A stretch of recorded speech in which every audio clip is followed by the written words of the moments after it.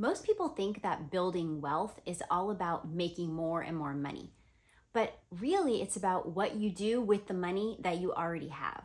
Wealthy people don't think about money the same way most people do. In today's video, I'm going to give you 15 habits that separate the wealthy from the broke, and if you start applying them today, your finances will never be the same. This is the next video in our money management series, and I've linked that in the description down below. If this sounds like something that would help you out, please consider subscribing. I want to start by defining what I mean by the word wealthy. I am not talking about your billionaires, your moguls, your heiresses. I am talking more about your average everyday person who started from nothing, worked hard, and built wealth. I'm talking about your average self-made millionaire, or people who are on track to hit that goal. Because here in America where I live, that is actually the definition of most millionaires. People who just built wealth with faithful, consistent habits. Because those habits are attainable for all of us. I can apply them, you can apply them, and today that's what we're going to talk about. The first habit of the wealthy is that they pay themselves first. They make sure that they are hitting their financial goals with the money that comes in first. So they are not going to depend upon whatever is left over after they've paid their bills and done all the stuff that they want to do. They consider paying themselves first to almost be like a bill. It's a top priority. So when money comes into their hands, they automatically make sure that that money is going towards whatever financial goals they've set for themselves. They're not going to hope there's money left over. They pay themselves first. The next habit of the wealthy is that they avoid bad debt at all costs. Now, if you've been watching any of my videos, you probably know how I personally feel about debt. Not a fan. But I do believe that there are some debts that are way worse than others. So any kind of consumer debt, any debt with high interest rates, any debt on something that is not an investment or could appreciate in value is a bad debt, and you want to pay it off as quickly as possible and avoid it. But I do recognize that there are some debts that can have a benefit long-term. So a mortgage might be a great debt to carry because your house will appreciate, you need a place to live, and potentially you could have a pretty good interest rate on that debt. Another example of this would be potentially some student debt. So if you want to go to school to be an engineer and you know you will probably make a pretty good income when you come out, the wise thing to do if you don't have the money to pay for that school is to take as minimal an amount of debt as possible. So pick a school that's not going to be crazy expensive. Try to live at home and commute in. And then as soon as you get out and you get that first job, work like crazy to pay it off. That's an investment in your future. It's an investment in training and knowledge that is going to help you build wealth long term. And especially if you pay it off quickly, that might be a beneficial debt. And the wealthy tend to utilize beneficial debt, but they don't like to stay in debt, and they don't want to stay there long if they do have to be in some debt. And speaking of using debt, that leads into the next habit of the wealthy. That is that they only use a credit card if they can pay it off in full every month and never pay a penny of interest. They might utilize a credit card so that they can take advantage of airline miles or potentially some cashback offers. Now, I will agree with people like Dave Ramsey that using a credit card can make it more likely that you will spend more than if you're using cash or your debit card. 100%. You need to be very, very self-controlled if you are going to utilize a credit card for the benefits and treat it as if it was, say, a cash envelope. Really, really need to know if you can do that well. And if you can't, you should not use a credit card. But if you're able to, and you do want to reap some of those benefits, you must make sure you pay it off every single month. My husband and I utilize a credit card for the benefits. We never pay interest. We actually pay it off every 2 weeks when I do a new budget. So, and I even check to make sure just in case there wasn't some charge that stayed on and that we didn't pay any interest. And if that ever happened, we would be reevaluating for sure. So definitely know that the wealthy utilize credit cards, but they never keep credit card debt. They are always paying it off. The next habit of the wealthy, or those who are building wealth, is that they use a budget. And they don't stop using a budget when their financial situation gets better, because a plan for your money is always going to be necessary.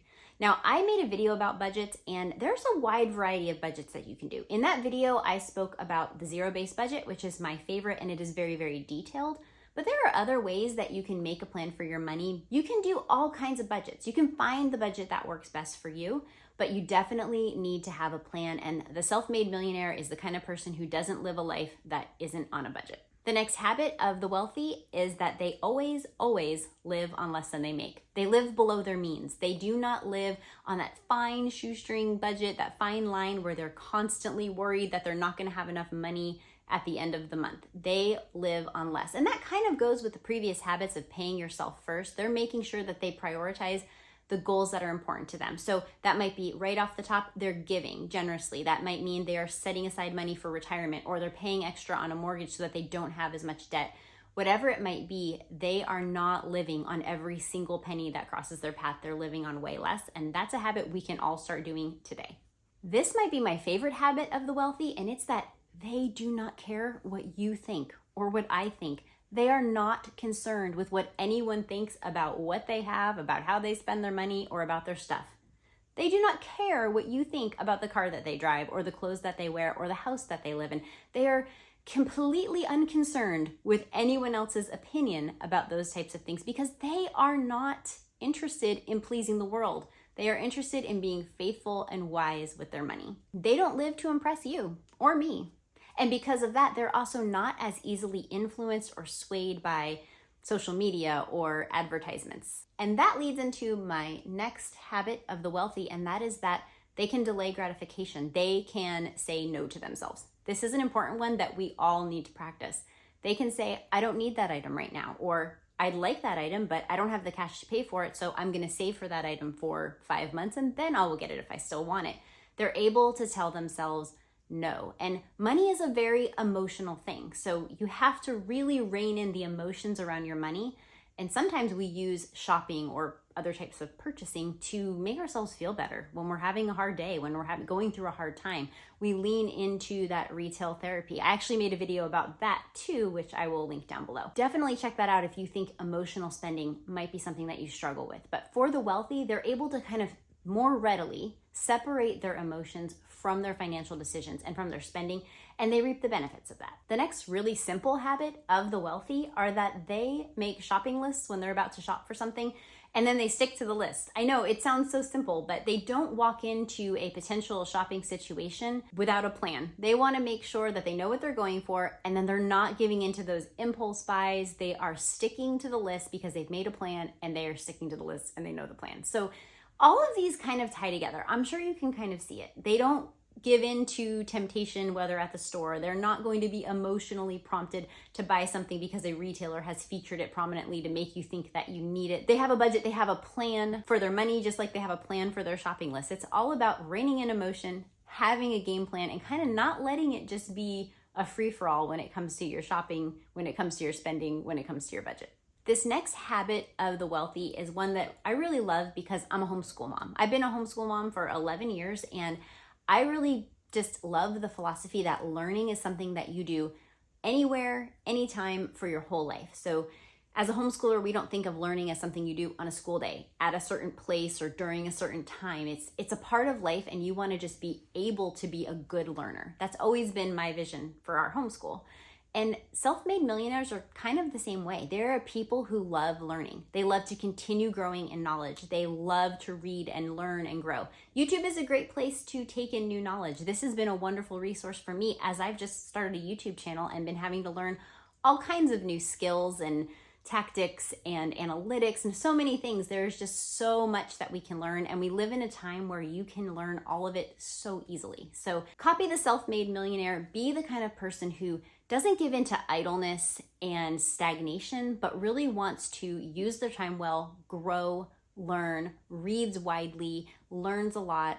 I mean, you can read, you can watch videos, you can do audiobooks. There's lots of ways you can take in information and use it to better yourself, better your situation. Just look at the book of Proverbs. It has a ton to say about idleness, laziness, and how those things directly impact our financial situation. I'll add some scriptures to the screen so that you could dig into that a little bit more if you like. The next habit of the wealthy is that they don't eat away their wealth. And by that, I mean they are not going out to eat all of the time. They are not overspending on food. They recognize that food is an area where you can really save a lot of money. So they make sure that that's what they do. They are not the kind of people that you're constantly going to see in a restaurant or grabbing a coffee every single day when they can make it at home, because they know that doing that over and over and getting into that habit is going to chip away at your net worth faster than almost anything else. Let me show you this example that I ran. Now, admittedly, I'm a little bit of a nerd, but this compound interest calculator is one of my favorite things to use, and I'll actually link to it down below if you want to play around with it yourself. But I decided to just run an example. So in my scenario, we have a 20-year-old who's just hit the workforce, and they are using $20 a day to go out and get maybe lunch on their lunch break, coffee, a convenience store drink, whatever it is. 5 days a week, they're accumulating $20 a day. So that's $100 a week. So that's $400 a month. Those are the numbers that I worked with. Then I decided that I was going to have them put that money instead into an investment account. Now, this investment account was going to start at zero, had no other money in it, and they were going to just invest that $400 a month into this investment account for 30 years. So from the age of 20 to the age of 50. I set the rate of return at this investment account at about 10%, which isn't crazy, but I also gave it a fluctuation up or down of about 3%. And you can actually see the values for all three scenarios on the graph. Instead of wasting that $400 on food and drinks every month, they invested. And look at the growth that you can see. Remember, this account had no money in it. It was no additional money was added. There was no match, nothing. This is simply just taking what you were eating or drinking and investing it instead. And the numbers don't lie. That leads into my next habit of the wealthy. They understand compound interest, and they know how it works for you and how it works against you. Compound interest can be your best friend or your worst enemy. And that is why they pay themselves first and make sure that they're investing faithfully. And that is why they avoid debt, so that they're not having interest hurt them. They want their interest to help them. And my last example showed you exactly how much help compound interest can be. The next habit of the wealthy is that they believe Proverbs 13:11, and they do not like the get rich quick scheme. Let's look at it. Proverbs 13:11 says, "Wealth gained hastily will dwindle, but whoever gathers little by little will increase it." The wealthy avoid the get rich quick scheme. They avoid gambling. They avoid lottery tickets. They avoid scratchers. They avoid the types of things that try to get the big windfall, but are really just eating away at your money. Now, I want to make sure that I specify. I have said the wealthy do fill in the blank throughout this whole video. Obviously, there are going to be wealthy people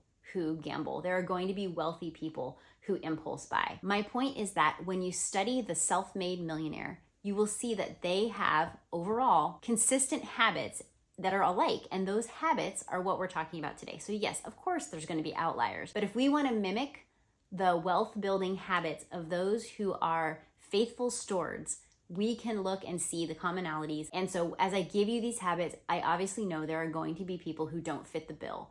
And hopefully you've gathered that too, but just kind of go along with the idea that these are overall habits that we can adopt. So let's move on to the next habit of the wealthy. They recognize that time is money. They value their time. They recognize that wasted time could be wasted potential. They value their time even more than their finances because they know they can always make more money, but we all get the same amount of hours in a day. And this might seem a little counterintuitive sometimes because frugality would say you save every single penny that you can. But wisdom might tell you that it might actually be worth it to pay somebody to mow your lawn or fix your car if the time and the money balance doesn't work out for your situation. And that kind of leads into the next habit of the wealthy. That is that they value time, but they also value quality. They're not willing to just spend their money on things that aren't going to last, things that aren't a good investment. I think we all might know a story, or maybe we remember that our grandma had a washing machine that lasted her for 40 years because things were made really, really well and they lasted. But today we have planned obsolescence where things like our appliances, our televisions, even clothing, they're made to look great, they're trendy, they have all the bells and whistles, they're cheaper, but you're having to replace them way more frequently. So in the long term, you're actually spending more money and having to deal with more repairs or just having to replace things more frequently. So the wealthy recognize that, again, going against what frugality might tell us, it may be worthwhile to spend a little bit more on that clothing item or that furniture or those electronics because they are actually going to last you. You're not going to need to replace them as much, and you're actually going to save money in the long run. The wealthy, they know that.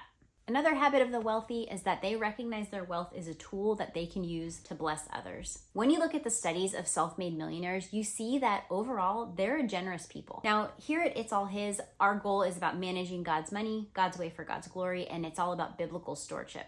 But even if you don't agree with that worldview, you probably do think it's good to be generous, to volunteer, to use your time and your money and the freedom that you have because you've built wealth and you're not tied down by debt and you have options to use that to bless other people. Most self-made millionaires in the studies were the kind of people who were generous with their time and their money. Clearly, this is not an exhaustive list of all the habits of the wealthy, but I would love to hear what you think. Is there a habit that I missed? What's something that you could share with the community to let us know? Maybe you are a self-made millionaire and you have a habit that you have implemented that have helped you along the way. Please share it in the comments. And if you'd like to hear more about our money management series, click over into this playlist and you can find all of the videos over there.